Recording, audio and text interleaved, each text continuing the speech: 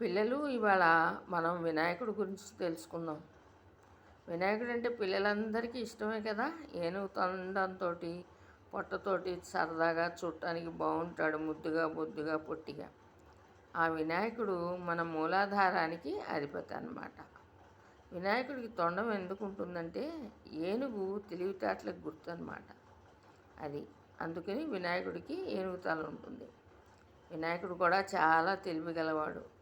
మనం ఏ పని చేయాలన్నా ముందు ఆయన్ని తలుచుకునే చేస్తాం. ఎందుకు చేస్తాం? మన మూలాధారానికి మొదటి అధిపతి ఆయన అన్నమాట. అందుకని మనం వినాయకుడిని పూజించి మిగిలిన దేవతల్ని పూజించడం శుభకార్యాల్లో చేస్తాం. అలాగే వినాయకుడి పూజలో మనం 21 మూలికల్ని, 21 పళ్ళని, 21 పూలని వాడతాం. ఇవన్నీ ఒకప్పుడు పిల్లల చేతే తెప్పించేవాళ్ళు. ఎందుకంటే వాళ్ళకి వాటి గురించి బాగా తెలియాలని. ఆ పూలేంటి, కాయలేంటి, వాటి ఉపయోగం ఏంటి మీకు తెలియాలని.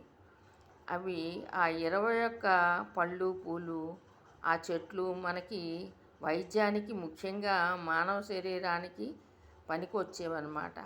అందుకోసమని పిల్లలందరికీ అవి తెలియాలని, వాటి ద్వారా మనం నేర్చుకుంటామని పిల్లలందరి కోసం ఆ ద్రవ్యాలతో పూజ చేయిస్తారు వినాయకుడికి.